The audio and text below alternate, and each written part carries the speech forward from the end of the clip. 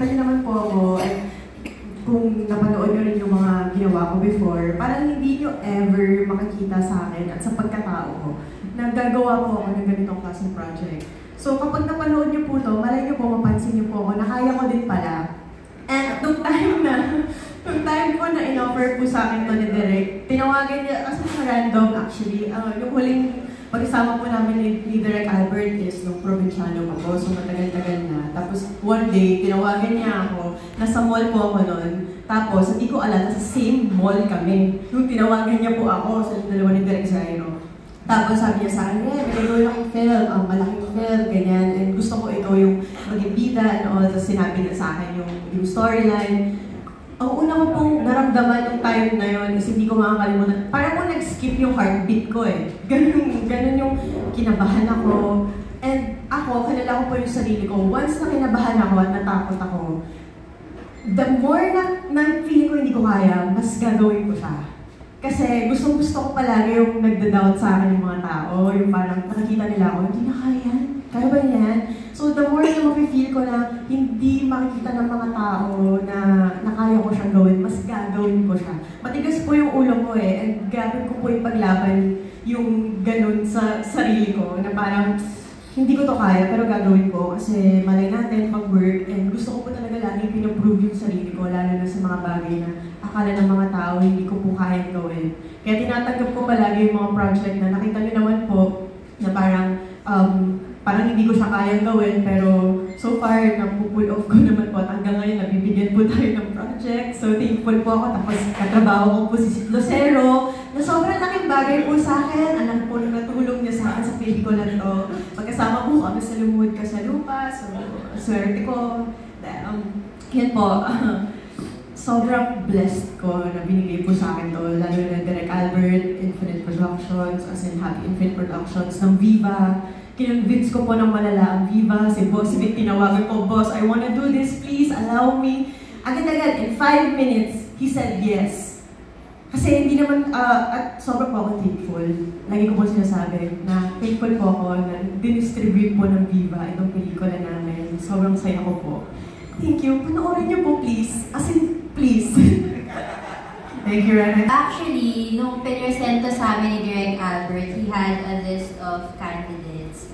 And then, we trusted kasi Direk Albert in the entirety, in the creative process. Parang, sige Direk, andito lang kami sa likod mo, nakasupport na kami whatever you need, tell us.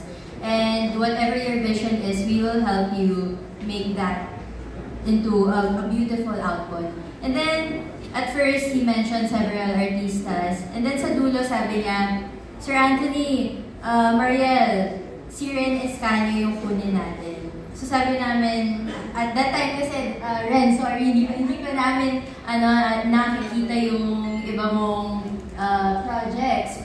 But then Direk Albert showed us some clips of you in an action setting. Tapos sabi namin, okay, magaling siya, maganda. And then, nung nakita namin yung output, like what Ren said, kakaibang Ren yung makikita nyo dito.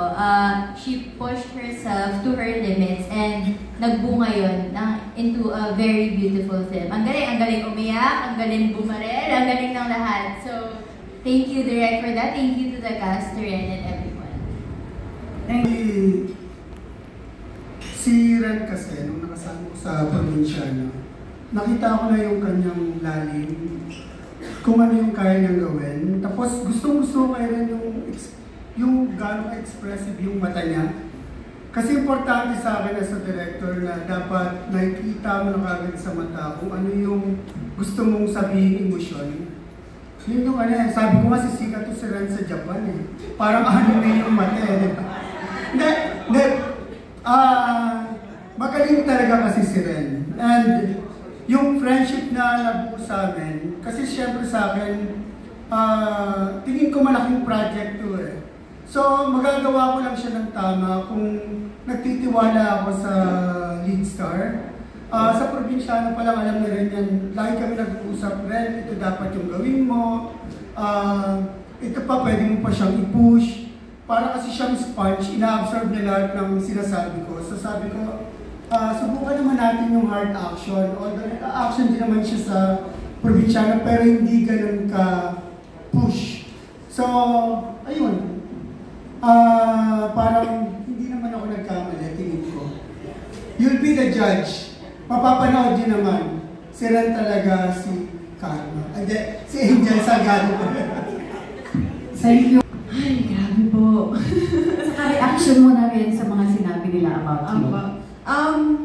Unang-una po, minake sure po talaga ni Direk na makapag-action training po ako dahil yun po yung unang-unang kailangan pong gawin. Kailangan po maging malakas ako physically dahil hindi rin po ako nag-workout.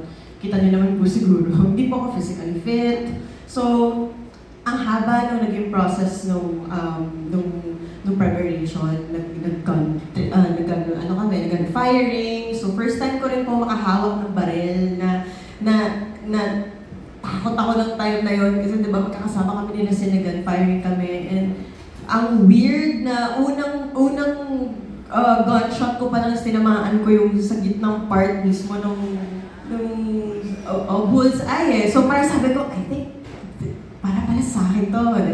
Ayun po, nag-training po kami, nag-workshop din po kami, lalo kami ni Ate Krista.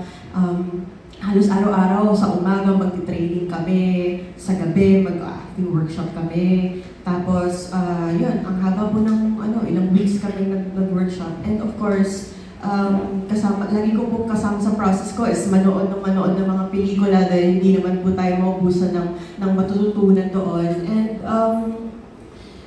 minake sure ko na aralin mabuti yung character, as in, kumbaga sinabuhay ko talaga siya, as in, pinrocess ko lahat. Kasi gaya nga po na sinabi ni Direk, for me, napakalaking project na po, so ayoko po siyang sayangin. And yun, sa mga nasabi naman ng mga kasama ko, same, thankful po ako, actually. Sobrang blessed na sila po yung kasama ko dito. I don't think magagawa ko lahat ng yun kung hindi po sila yung mga ka-eksena ko. Napakahirap po ng mga eksena ko. Hindi ko po ma-imagine kung hindi si Sid yung kasama ko, si Ate Krista, si Kuya Paul. May mga fight scenes po kami lahat doon. So parang binigay nila, very generous actors po yung mga kasama ko. I don't think mapupull off ko at may mabibigay ako pabalik sa kanila kung hindi po sila nagbigay din sa akin. And of course, kay Direk Albert na nagtiwala sa akin na minake sure niya talaga na hindi po ako mapapahiya dito. Kasi yun nga, sabi niya na ilang beses ko umiyakan, ilang beses ako nag-give up, pero nagtiwala pa rin siya sa akin na alam niya kaya ko. So, yun po. I think sinimulan ko rin po itong pelikulang to na kahit mukhang hindi ko kaya, prepared po ako. And sana po makita ng mga tao yun. Here from Mr. Alan Sancon of Stars Photo. Congratulations everyone to your new film, Karma. Especially to Ren, no? Parang nasubaybayan namin yung growth mo from the time na nilaunch ka dun sa Adan. Ngayon, action star ka na, di ba? So, yung first question ko sa'yo, Ren, yeah, I'm here, safe. Nakakatakot pa naman pa-picture sa'yo, baka ma-punch mo kami. Joke lang. The joke lang yan. Very mabait yan si Safe. Ren, tanong ko lang, kasi parang na-curious kami dun sa pinag-uusapan niyo ni Direk kanina na parang not giving too much of the scene para lang may aabangan kami. Sa eksena, or anong eksena yung parang naiyak ka at nahirapan kang gawin. Kasi parang sabi mo, hindi rin madaling magubad para maipakita mo yung, di ba? At least this time, ano yung challenges you encounter at yung scene na yun? To be specific, and parang hindi natin masyadong ma-spoil, nasa Baguio po kami nito. Tapos, yung unang po namin eksena is yung isa sa malalaking fight scene.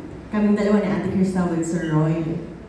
Bago yung fight scene na yun, may mahabang monologue si Sir Roy. Habang sinasabi niya yung mga lines niya, kasi nga monologue, ang haba. Hawak ko po yung baril. Nakaganon. Yung hawak ko pong baril is hindi kasi kami gumagamit ng parang as in super fake gun. As in, airsoft po ba tawag? Airsoft po yung gamit namin. So, yung weight ng baril is mabigat talaga. Sobrang bigat. And nakailang shooting days na rin kami. So, medyo nararamdaman ko na rin po yung pagod, ganyan. Tapos, yung katawan ko, pasa-pasa na yung buong katawan ko, ganyan. Tapos, nung time po na yun, sobrang lamig din sa Baguio. Umuusok yung gabi namin. So, naghalo-halo lahat. Tapos, pinaka-grabe ng time na yun is, sobra akong na-pressure dun sa kasunod na fight scene. Kasi sobrang laki niya. Tapos sobrang hirap ang hirap po ng stunt, ang hirap po ng gagawin. So sobrang pong feeling ko talaga hindi ko kayang gawin. So nung habang nagda-dialogue si Sir Roy, hawak ko yung baril niya, ramdam ko yung pagod. Sobrang sakit po ng arms ko. Hindi ko kasi pwedeng ibaba. Ren, huwag mo ibaba, kaya mo yan. Kasi nalay na, ang sakit na po niya. Ang sakit na talaga niya. Tapos, as in, yung iyak ko dun sa eksena na yun, totoo na po talaga yun. Totoo din na yung feel ko. Tapos, sinasabi ni Direk Saro, hindi, huwag mo ibaba, kaya mo yan. Ang tagal. Tapos, hanggang sa binaba ko, sabi ko, Direk, ayoko na po. Ayoko na, Direk, hindi ko na po kaya. Gusto ko na po umuwi, ayoko na po. So, umiiyak na ako kasi grabe na yung pressure, grabe yung feeling ko, hindi ko na talaga kaya. Ayoko na, kasi ayoko na talaga. Tapos sumapit si Direk Albert, tapos sinabi niya sa akin na, bakit ka nandito? Ano ginagawa mo dito? Sa tingin mo ba, ikaw yung pipiliin namin kung hindi mo kaya? Tapos doon na nag-start, parang,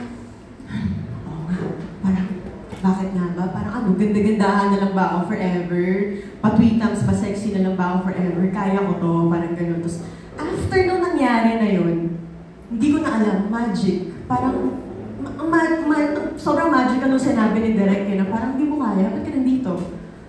Nagtuloy-tuloy po siya, tapos the rest is history. Makikita niyo sa pelikula na hindi ko rin alam kung paano ko po nagawa lahat ng yun.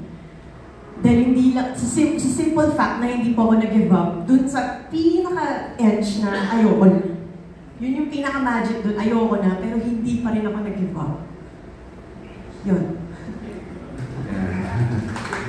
Follow up lang rin, after doing this, gagawa ka pa ba ng action film after dating sa encounter? Nung habang ginagawa ko po ito, sabi ko talaga, hindi ko na ulitin ito. Sinusumpa ko itong project ito, ayoko na talaga. Pero nung natapos po namin, actually habang nasa process ako ng paggawa nun, sabi ko, sana masundan agad to. Sana bigyan pa ako ng ganitong klaseng genre ng pelikula. Kasi iba po yung fulfillment. Iba yung pakiramdam ng, alam ko hindi ko siya kaya, pero nagawa ko siya. Bilang aktor, iba yung mabibigay sa'yo ng ganong mga moments sa buhay mo. Sobrang fulfillment, ibang klase. Na parang feeling ko, ay, kinoconsider ko na po yung sarili ko bilang aktor talaga. Ang tagal po nun, ang tagal kong, ayoko i-consider yung sarili ko artista, na talagang aktor ako. Pero yung moment na yun, sabi ko, I think, yes, I am an actor. Totoo na to. Thank you rin. You're an actress talaga. Yan.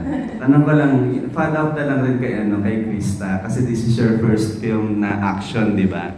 So, tanongin na rin kita, how is it doing yung film na to, and ano yung mga things na, and kumbaga, challenges na ginawa mo bilang action dito sa Carman?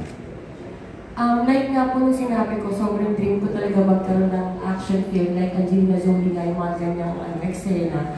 And then, eto na, binigay sa akin, pina-experience talaga sa akin. And thank you sa mga nagtiwala sa akin, na kaya ko din palang mag-action film. Hindi lang pala puro pa-sexy yung kaya kong gawin, ganyan. And then, dun naman sa mga eksena namin, same. Yung dun din sa Baguio. Sobrang hirap po talaga yun. Alam mo yung, ang sexy kasi ng damit ko doon. Crop top po siya. Asan na bumuusok po yung bibig namin. Asan pa kami sa pinakataas. So alam mo yung habang hawak mo yung nanginginig ka na, pero kailangan pa rin yung action o yung emote mo ganyan. Sobrang banyo lang ata yun. Alam mo yung na siya, kulang na nga sa tela tapos ang nipis pa yung mga ganyan. Pero sobrang lahat yun iniis ko. Kasi gusto ko to eh, di ba? Minsan nakakaramdam na ako na parang ang hirap pala ng action film. Pero hindi, kailangan magawa ko to, kailangan may mapatunayan din ako. So, ayun naman, madaming mahirap talaga din na eksena doon. Pero yun yung pinaka talaga na umiiyak na rin ako sa gilid. Nilagnat ako. Sino ba naman kasi hindi lalagnat eh? Di ba? Alam mo yung wala akong suot, nipple tape lang. Yes, na naka-white po siya, all white. So ayun, sobrang challenging, pero sobrang worth it naman panoorin talaga. Pwede kong Ini-experience na naman yan. Huwag yung ano